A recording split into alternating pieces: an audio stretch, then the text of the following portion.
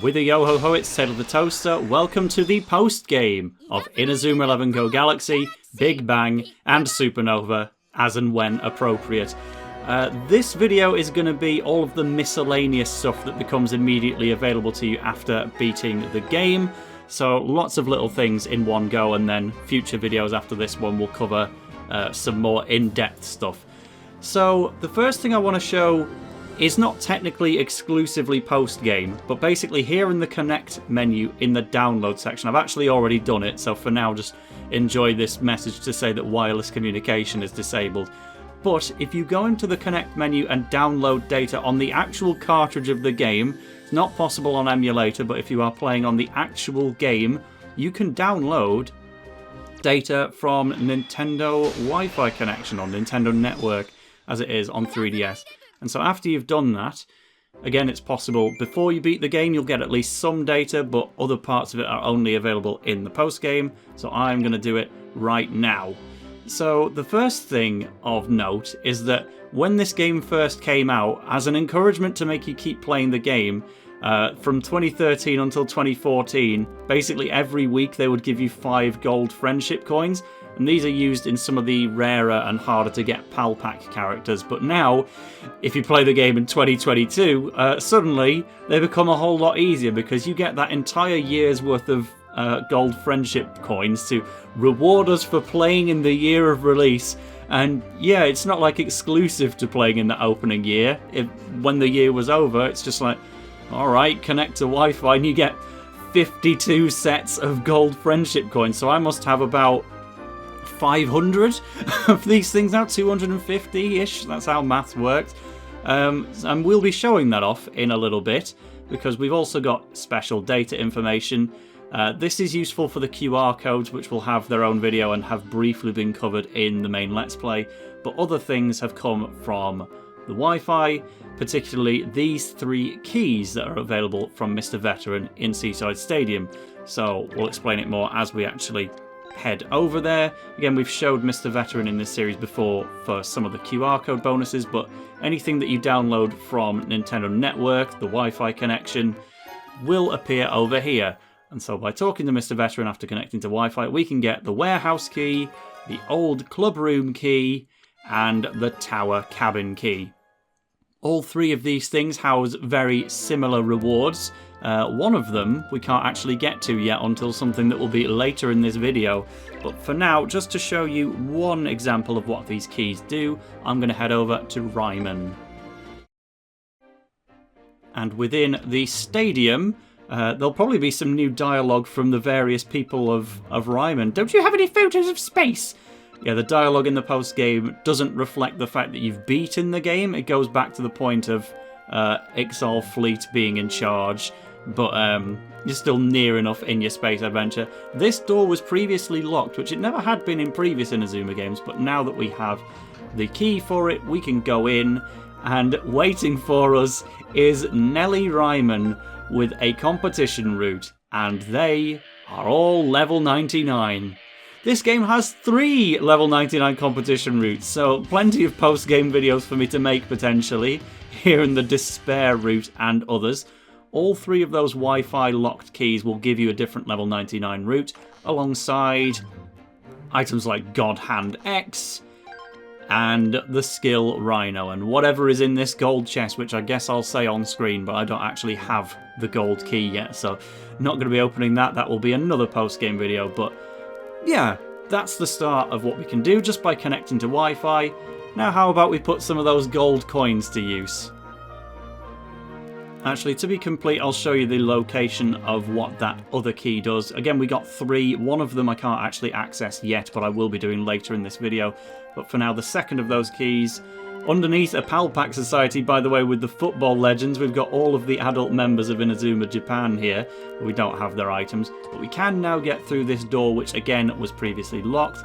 This time, it is Gus Martin who will be hosting a competition route. He finally gets one. Yes, he's still in this game, and yes, he's hosting a whole bunch of level 99s.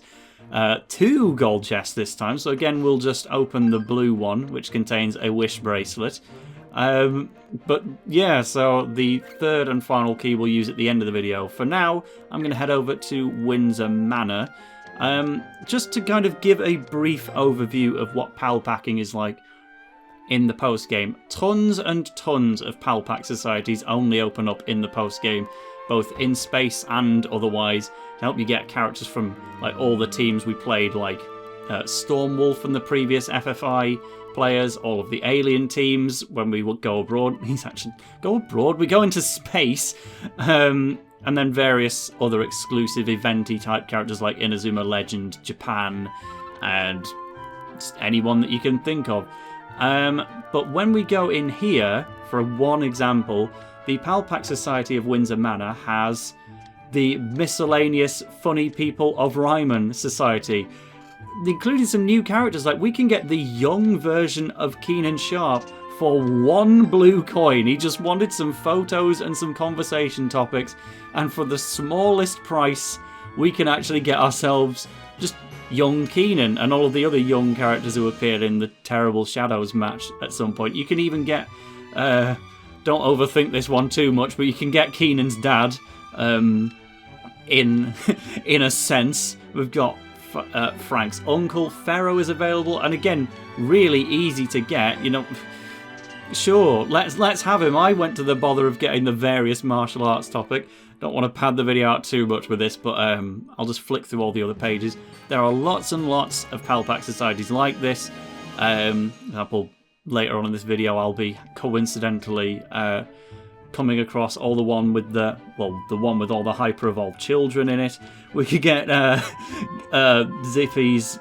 that's Keenan's mum, right? Yeah, because, you know, it's the Millhouse logic. If the kid's ginger, then both of the parents are ginger. Actually, Sherlock isn't, is he? No, he's...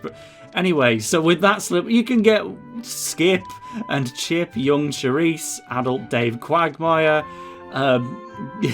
Miss Hanabayashi from that place. Adult Jordan is here, and apparently I don't have his items. Whoops, I should definitely go and get them. I can even afford Darren LeChance. We've got 15 silver coins. Maybe the weekly giveaway helped out a bit with that. I'll go and get these two off screen, presumably then. Sable's still around. You can recruit old Dave Evans and Coach Black as recruitables. There's absolutely loads of characters in this society, and they're not the only one like this. Like, there's a different one out there with all the old members of the actual Raimon team. I'm going to get Gammon Checker because I love the dude. You're right, guys. I heard that my role got replaced by some loud alien fella. Anyway, I've decided to come back. So just explore this one for yourself. Use your copy of the game to just find the various PalPack Societies around the world and recruit whoever you want. As long as you can connect to Wi-Fi and get yourself some gold coins, it should be a lot more affordable. Next, we're going to hop into space for the next couple of things. Here in the big town in Silica, you may remember that there was this weird capsule monster looking thing up here in the top left. Is this the comeback of Gacha style recruiting from Inazuma 11-3? Only kind of. Not really, but this very Yokai Watch looking fella is now actually communicating with us in the post game, and we can get an explanation from his own words actually, but this is another way to make use of the gold friendship coins, for which we've just gotten absolutely loads. But even if you haven't got lots of gold coins, you can also use 3DS's play coins for the same effect. Just, you have to use 10 of them. But this is basically a semi-random feeding thing. Okay, I'm not sure if I'm true actually about the 10 play coins of the 3DS. I certainly thought you could, but I guess we have gold friendship coins, so it's making us do that. You get, when you feed him a gold friendship coin, a somewhat random item such as this, Gamma plus Xanark acquired.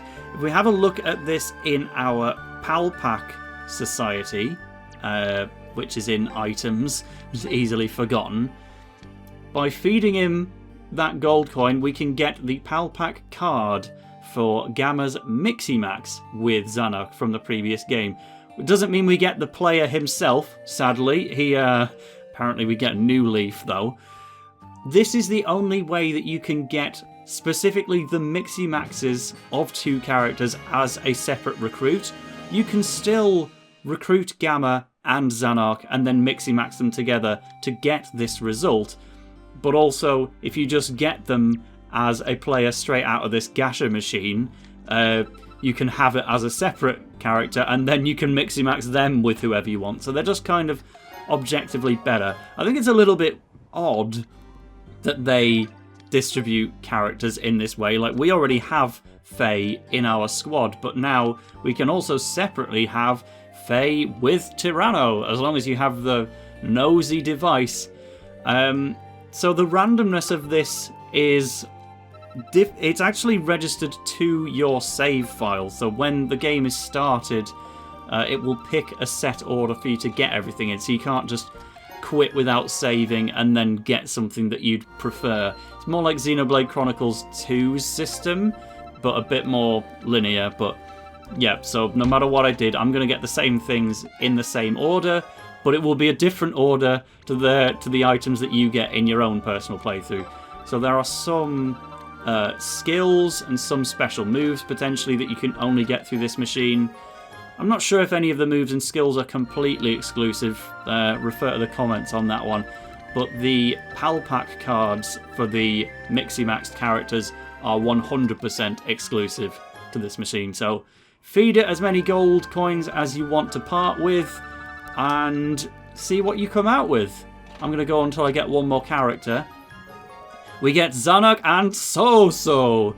So we've got Zac Avalon, and now we could, in theory, get Zanark's Miximax easier than we can get Zanark himself. Running theme, they're all locked behind this hoverbike model, so clearly I know what I should be doing. Fine, go on. Is there going to be a rare chance that the next character is somebody that I can actually recruit? Quetzalcoatlus. Well, that was worth putting into the machine for. I keep going to the wrong menu, but yeah. Saw's dad, Pa, was not a playable character in Chrono Stones, but this game makes sure that every Miximax target in Chrono Stones is playable whether you like it or not, and that does include Hurricane Zeta, the Miximax target of Zanark, on your team in Chrono Stones. They made inanimate objects and dinosaurs into playable characters just for this machine, and how I wish I had that photo of the dinosaur figures right now. That's probably in JP's room of the Galaxy 11, actually. Don't mind me, just going for a look. Well, sure enough, this isn't post-game, but it is important because I want to see if this Quetzalcoatlus is actually available to us now. Almost. We need to get an incredibly high score in command duels, which our players definitely aren't high-level enough to do yet. But oh well, it was worth a go. Feed that machine as many gold coins as you want, and eventually you'll fill up your PalPack binder with all kinds of eventy characters that you then have the option to recruit or not if you have the right items. Next is a quick note to say that this is actually where you start the game after you reload the save file when you've beaten it, and you get the whole message of what you can now do in the post-game. One of those things is a rematch against Ixar Fleet. In my Let's Play, I took them on at level 55, and they were actually level 45. That is because if you take them on in the post-game, they are now level 55, so I got my information wrong. But it's a slightly different match. You no longer get to use the Galaxy 11 from the different planets. You've solely got to use your own recruits, but in turn you can use anyone you want that you've already unlocked. And obviously they're 10 levels higher, and they can use their special tactics, Mark of the Berserker, a little bit earlier, in addition to also having it as a story requirement. So it's not that different, but it's different enough for its own video, so it will be getting one of those. But just in case you don't want to watch that, it's just there to say, you can rematch Ixar Fleet. Level 55 still isn't that challenging. I would have liked them to make it a bit harder, but, you know, that's why I'm going to do it at this low level before I make my team any better. Next, we're going to head to the tower on Earth. You know, where else was it going to be? But the Spirit Master has been in the same location in the post-game of all 3 games. But now, he's not just a Spirit Master, he's an Aura Master. Because you can now give any player the ability to add a Fighting Spirit or a Totem onto themselves. So if I said, yeah, Primrose proper, she needs the level up. Let me go through the text again. Yeah, have you a friend whose aura power you wish to unlock?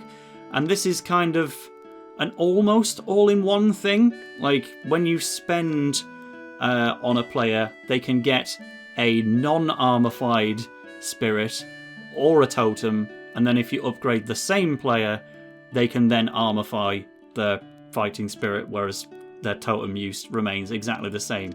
And that also means if you wanted to get rid of the souls or the totems on your players, you could evolve them one extra step this way. But for the sake of example, let's just upgrade somebody from scratch. Who do we want to give the look? I mean, Eugene Peabody's been a major member of the team so far. It costs 10,000 prestige points, so that's quite a lot of money. I've only got 65,000 at the moment. However, it's still so much better than how things were before. In the previous 2 games, you needed to get spirit tokens as an item drop from competition route matches, and those were like 20-minute matches that just had a chance of dropping 1 spirit token, and they often didn't. Let's upgrade him again to increase the power of the aura, and then now, wow, he can armify his spirit that I haven't actually given to him. So that was a waste of money, basically. I spent 20,000 TP on that, and I don't even have any fighting spirits to give him. Sort of. What's good to know is that when Arian, Victor, and Ricardo awaken their... Oh, this is just a list of everything we've got in the game, but at the moment, Arian, Ricardo, and Victor all have their totems active. But if I were to say, for example, I want to give you your fighting spirit back, I can simply swap totem out for a spirit. Archpegasus, Maestro, and Lancelot have returned to our inventory as items, so I will put Maestro back on Ricardo. It's generally agreed upon that even after being nerfed, armified fighting spirits are still better than totems. I'm going to keep the totems on Arian and Victor a little bit longer because they've not had that much screen time yet, but maybe I will eventually swap them back. Let's pick one more example of a character, just someone who's already got a fighting spirit but they can't armify it, just to show the benefit of doing that. Quentin Cinquedea would be one, and is that all that we can at the moment? Do I really have that few players? Could give one to charity. Interesting statement. Well, you get the idea. Eugene went from purple to orange. So, for example, if you're using Tezcat in Supernova, he can only come with a regular fighting spirit, and you need to spend the extra money on him to give him his armified spirit.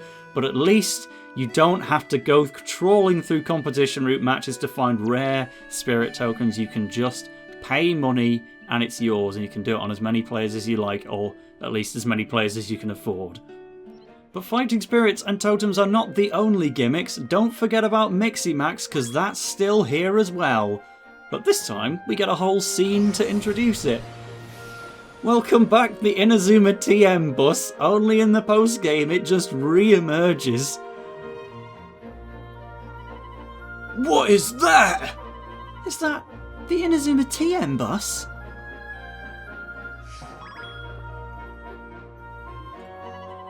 Yahoo! I did it! A perfect time jump! Wonderbot! Hello there, Arian. How are you doing, old chum? Having a tough time without me, eh? The great coach Wonderbot? You haven't changed at all. So what are you doing today? I can keep the secret no longer. I came to tell you some good news. Good news? Don't be surprised. Yes, indeed. I'm going to mix and match you and your friends once again. Eh, really? Yes, there we go, the long-winded introduction. Only in the post-game can you now Miximax, but it works pretty differently. Mix and match? I know some of you are new with this term, so allow me to explain. Basically, it's no longer a temporary upgrade in stats like it used to be in Chronostones. It was just there for a while to make you better until you ran out of stamina and then you were pretty drained. Now, Miximax is a far, far smaller buff, but it's permanent. So the example it uses here is Terry and Sam. And if I were to do that, then Terry has just permanently got brown hair and slightly better stats. Again, not much better stats, but he can also carry across 2 moves from the player that he has Miximax with. And they are, again, permanently part of his roster. Some of the perfect Miximaxes from the previous game are still around, so if, for example, I Miximax Victor with Bylong, which I'll probably demonstrate even if I get rid of it later, their model will completely change. However, a lot of the perfect Miximaxes from Chronostones that didn't use completely unique models are now gone. So if previously in Chronostones some characters had a perfect Miximax but it was just a palette swap of a different recruitable character, those are sadly no longer in the game. I think there's a couple of examples with like Ade Kebe and Eugene Peabody had one previously, and I have Ade and Eugene in my team and I could Miximax them with each other, but unfortunately their perfect Miximax is removed.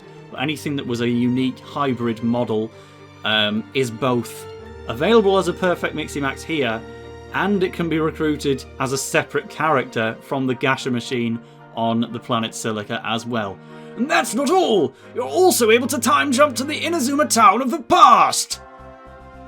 That's where the other key from Mr. Veteran is hiding. We will be going there in this video. We can time travel to a little bit of the past. It's only old Inazuma town. We can't go to like Nobunaga Oda's time period and meet up with Katsu, but we can go to Raimon's past version. This bus lets you go back in time. Goodness gracious. Perhaps we should try it out. You could praise me more. But why can we only go to past Inazuma town and not anywhere else?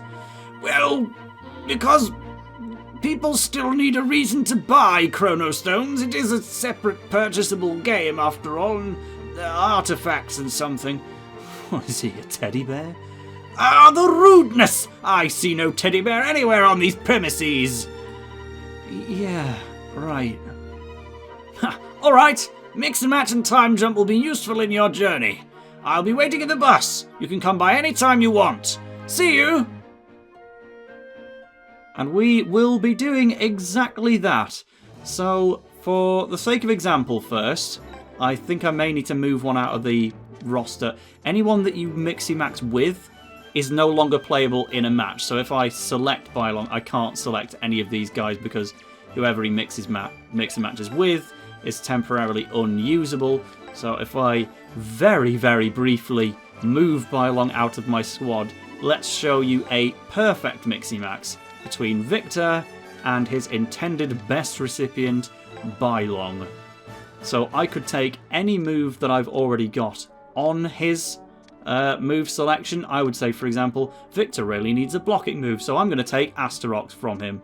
But also, when it's a best mix and match, one extra slot becomes available. If it's not a best mix and match, then you only choose from these 6 slots of what the player actually has. But if it's a best mix and match, you can choose a 7th move, which is predetermined in advance. That's visible on all of my character bios for the extra Earth 11 members if it applies to them. Spirit Big Moves is the best skill in the game. And, you know, if I gave it to him as a manual as well, I could take Spirit Big Moves twice. It can stack like that. Again, I'm not actually keeping this mix and match, but this is an example of what the unique model looks like. Yeah, they're mix and matched with teal hair now for some reason. I'm not sure why it's that colour. It's not particularly similar to either of them. But again, this is no longer a temporary upgrade. For all intents and purposes, if I keep this Miximax, this is Victor Blade forever. He has lost his original appearance until you remove the Miximax. And to take a look at his stats, is there a good way to show this? Let me think.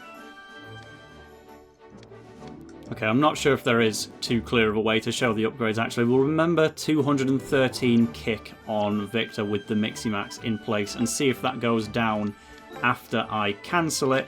This comes at no cost. Wonderbot is just happy to do this for us for free.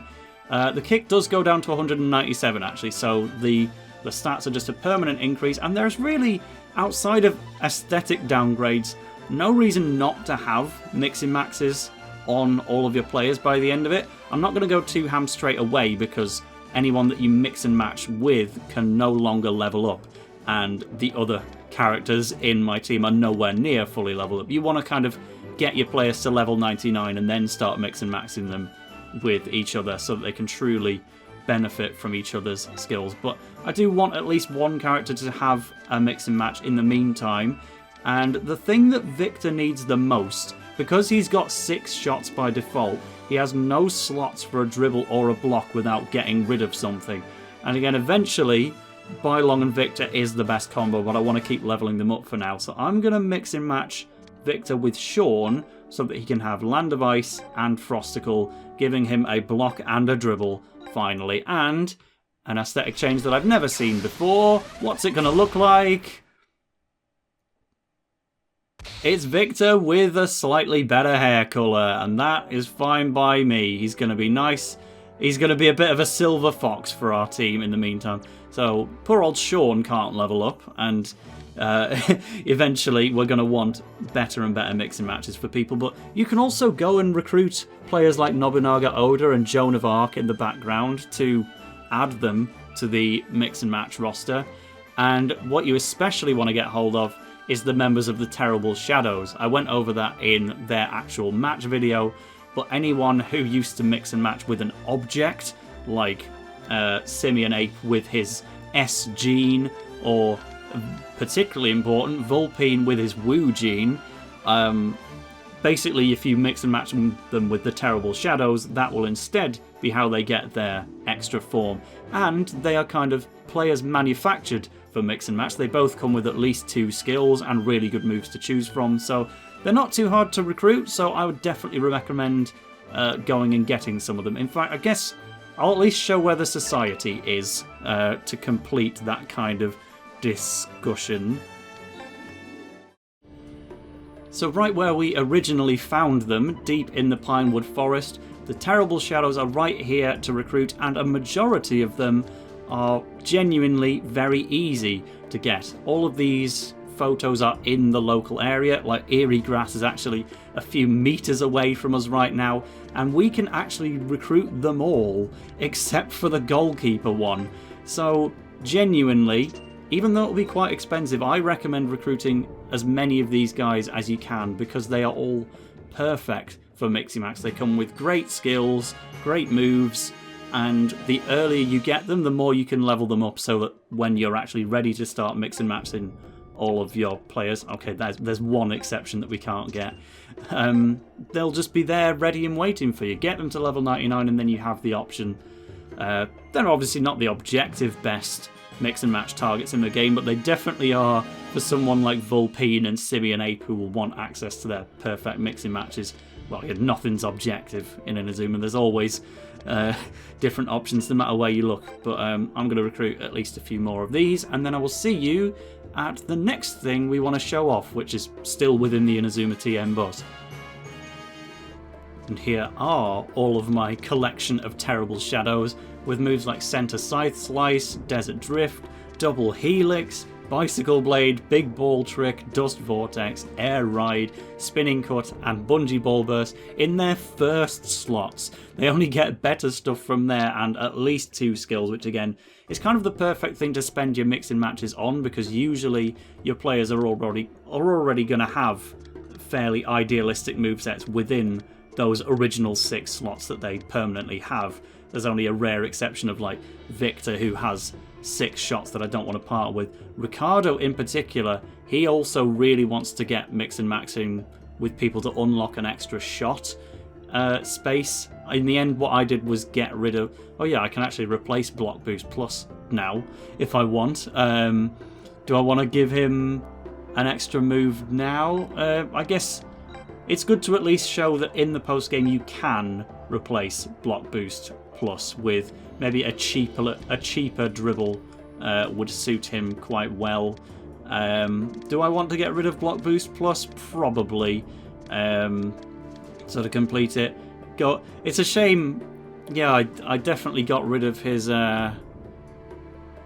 easy Hey Presto too soon. I could have put Brimstone Rain in the second slot if I'd just waited a little bit longer, but no, well, at least, yeah, I can't bring myself to give him the move now. I really should have done that, but oh well. There's a second slot here, by the way, for an extra Fighting Spirit.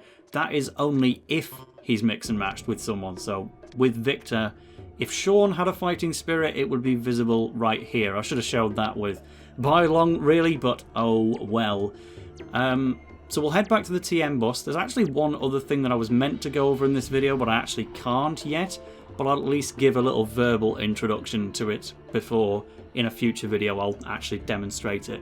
But in the postgame, you can also get ultimate manuals as a drop from some competition route matches. Basically replacing spirit tokens. Now this is the thing that you can only get from very long and grueling competition route matches on the off chance it decides to drop it. But ultimate manuals can be applied to moves that are fully evolved. And we actually have some of those on Victor. He's got a fully evolved Doom Sword Slash and a full Supernatural Strike. So that'll be the example when we do get one of those manuals. It's so deep in a competition route that I couldn't get one now. It's only available in certain matches. But when a move has reached its full evolution, like level 5 or plus 2x, or A/Z/S on one of these V4 type things, that's what like Bicycle Blade will soon be, Bicycle Blade A, or whichever letter it is. Applying an ultimate manual to it will make the move stronger, actively stronger, but it will also cost more. So I believe for a level, for a 55 TP move, Supernatural Strike, it would get like 20% stronger or something. Anything that costs less than 70 TP, I believe, jumps all the way up to 85 in cost. They'll definitely gain a lot of power to make up for that, but it's not an objective improvement. It is an evolution of sorts, but not all Pokemon improve their stats upon evolving. Some of them lose their speed. These, sometimes it's definitely worth upgrading them. Like something that's already really expensive, it might as well be more expensive and stronger as well. But anything under 70 TP takes the jump up to a cost of 85, and anything that is 70 or above, it will make the jump to 99 TP. That's why the Earth Infinity, the strongest move we have, is still only 85 and not 99. That's because we could evolve it eventually and make it cost 99 TP. And it'll be stronger, but it's very, very expensive, so you only really want to use it on somebody that's got a fighting spirit to accompany it and make it affordable. There are some moves that you want to evolve, and there's some that you definitely don't, and you don't really get to do it with many anyway, because the ultimate manuals are quite hard to get. But know that the option's there. We'll go over it again when I can actually get one. Alright, now that Wonderbot is back in town, you can actually skip travel straight to the Inazuma TM bus, which is helpful. Again, do all of the Miximaxing that you want. You know what, well, there's no point Miximaxing one with the Terrible Shadow right now because they're so low leveled, but I want to see what the visual differences look like. So just as an example, what if I wanted to give Ricardo a long shot? Hey, you can have Bicycle Blade for all of about 10 seconds. If I Miximaxed my whole team with the Terrible Shadows, they would look something like this. I didn't say it had to look good. They are a good idea, stats and moves-wise, to mix and match with. But some of the appearances are quite cursed. I didn't actually think it was that bad. I've only ever done mix and matches with the Terrible Shadows a couple of times, and it's never been quite on that level, but just be ready for a jump scare basically when you use those things. But now that we can go back to the past, I will head to Inazuma Town, and it's exactly as it appeared in Chrono Stones, the old Raimon. It's a shame this is the only place we can travel back to, but you can actually go to all of Raimon. It's not just the school. We can go to the town, the park, all of those things, and it's even got separate items. There is a legend gate here. Again, the legend gates we'll be doing in individual videos, but this one might be the hardest one of the bunch. This one is against Team Ogre, and you take the form of Raimon from Season 1 at like a 30 level disadvantage. So that one is crackers. I don't have enough time in this video to like show you the full extent of what you can find in Old Raimon, but let's at least have a really quick skirt around. We can go and get characters like Scion Blaze, Todd, Steve, Isaac, Lucia for 4 purple coins, of which I've only got 5. But again, Lucia made my top 50 Inazuma characters, so she's always got to be there. I actually already recruited her in Supernova, and we'll probably be using her in some post-game videos, but let's have her again! Why not? She can be reunited with Astro Black, finally. Plenty of good characters you can get in Old Raimon. You can also go in the school. There used to be a competition route here in the Chrono Stones game, but not anymore. As far as I'm aware, there is one level 99 competition route here. We'll get to that. Anything good in the shop? Yeah, you can get old OG special moves like Tiger Drive, Fireball Screw, Inazuma Break. In fact, you know what? Tiger Drive's worth having, to be honest. Let's just buy a bit of everything. Nothing will ever match up to the amount of money that I wasted on Eugene Peabody's Fighting Spirit, which I can't... Well, I can give him one, actually. I can give him a totem now that I've removed one from Ricardo. So, yeah, moves and auras. Eugene is going to have Peacock. Peacock's on the Peabody. Peabody's Peacock. Yep, let's go with that one. It's fitting enough. So again, definitely have an explore of this on your own copy of the game if you've got one to have a look around. There's plenty of fun secrets and really good items to get in the old areas. There's also a few goal celebrations hanging around, if I'm not mistaken. We can go into the old clubhouse. Surely that's got something for us to pick up. Yes, we get to talk to Mr. Wintersea alongside my second copy of Inazuma Break. There is an actual competition route here. That's good to know. At level 53, they're not like completely over the top stuff. And a gold chest, which we'll come back to in its own video. I'm going to explore the PalPack Society here, and then we'll take a short look around the rest of Old Raimon as we work our way back to the tower. This is just a society for the random encounters of people you can actually face here, such as... are you interesting?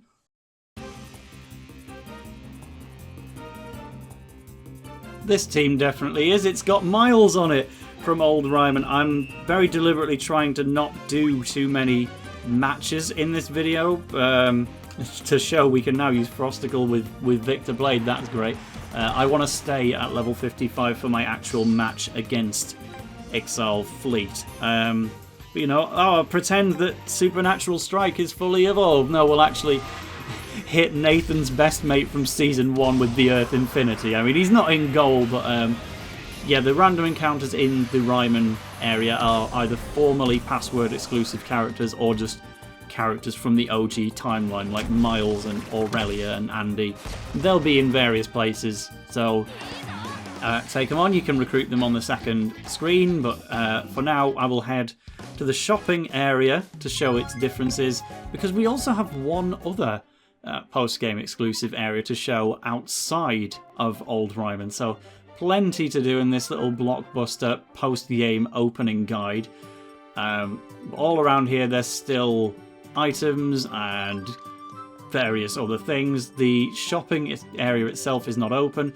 It's a bit of a plot hole, you know, like the shopping area in the OG games was very, very different to this one. This is probably a English now.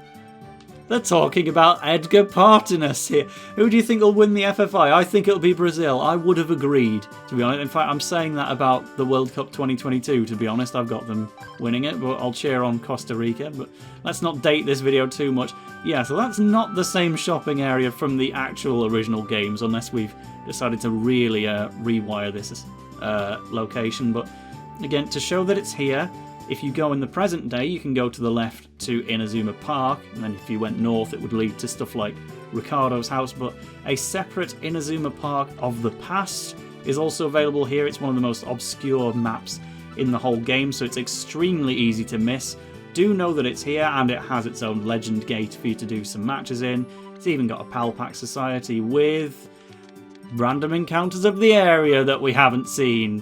But, you know, we'll go to the moment where Victor and Vladimir had a bit of a moment and take a manual for Mugen the Hand out of it. We'll keep heading south instead and head to the tower. There's a gold chest if you want to get one for yourself.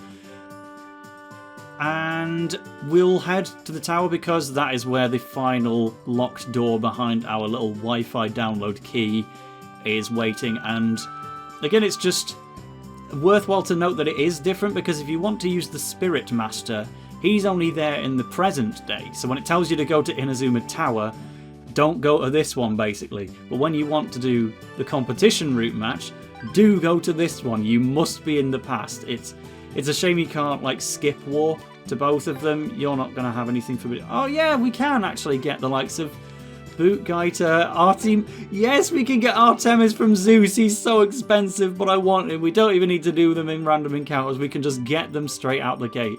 That's fantastic. Just good to know that it's here.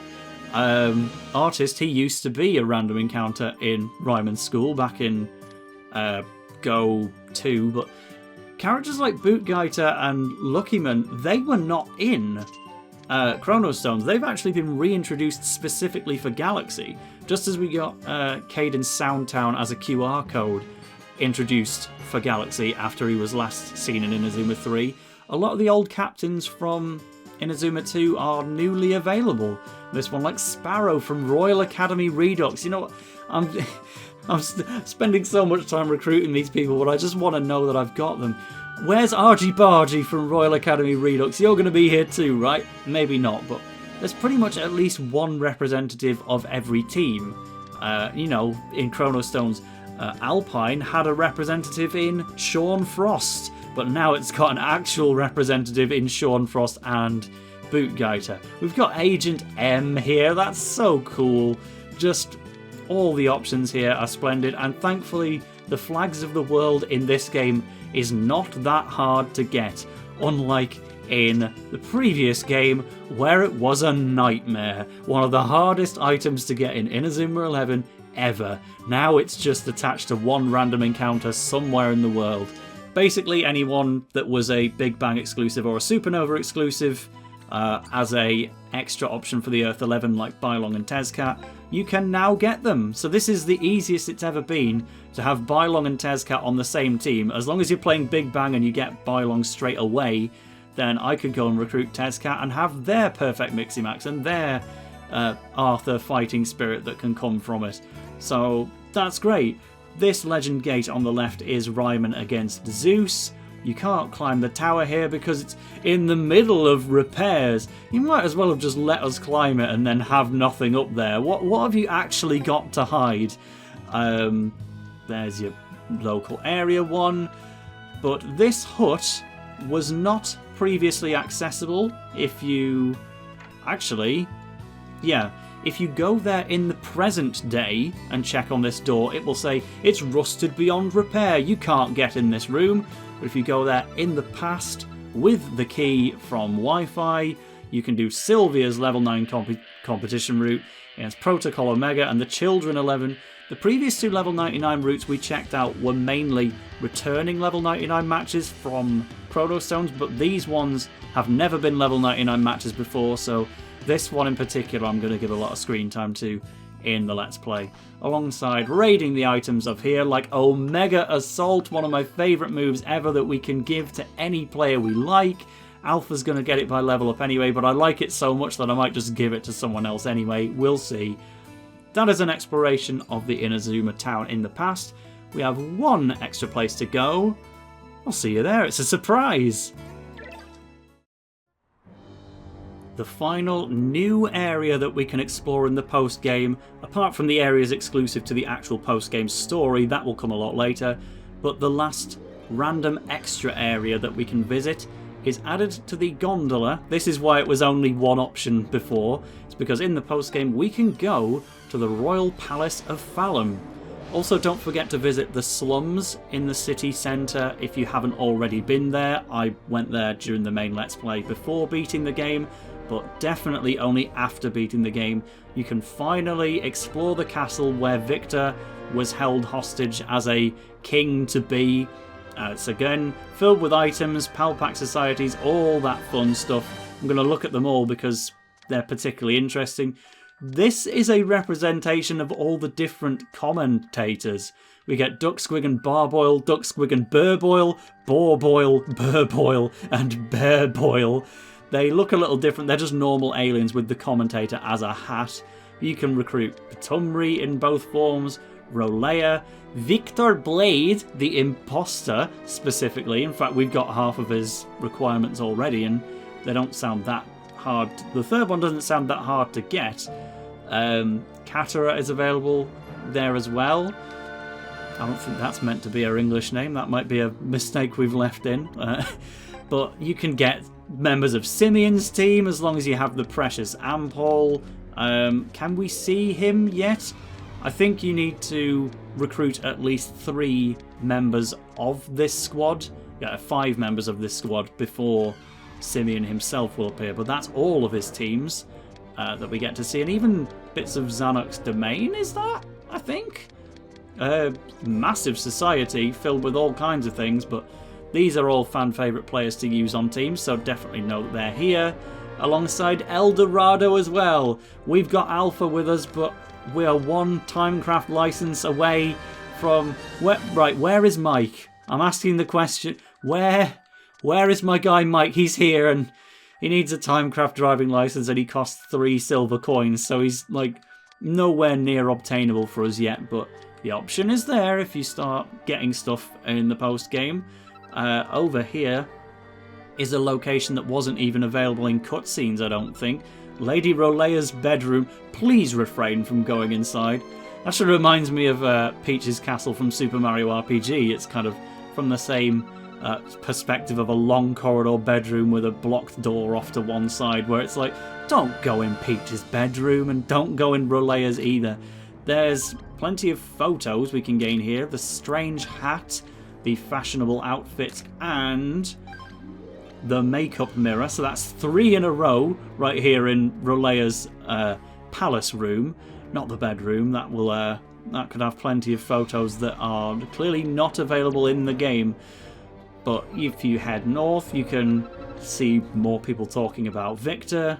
Again, the dialogue reflects the fact that you haven't technically beaten the game yet, but you've done everything up to that point, like getting rid of Domica and all of the other plot points, and Rolea acting like a tomboy. I wish she'd behave herself. Burger. Yeah, that's your problem, love. It's good dialogue. It's genuinely like actual backstory on these characters that you wouldn't find without coming here, so do have a proper look around and read it if you didn't know that this area was in the game, because I didn't. Like, I found Raimon from the past almost immediately, but this Falam Palace I only discovered like a couple weeks ago, just to see that it's actually explorable after all. I probably even said in the Let's Play, it's weird that you can never explore the areas that Victor has these cutscenes in. I stand by the fact they should have let you take control of Victor and explore it manually at one point for a cutscene, just so his entire story wasn't happening only in dialogue and you could actually play it a little bit more. But nevertheless, you actually can explore the palace, and it's got plenty of stuff for you to pick up.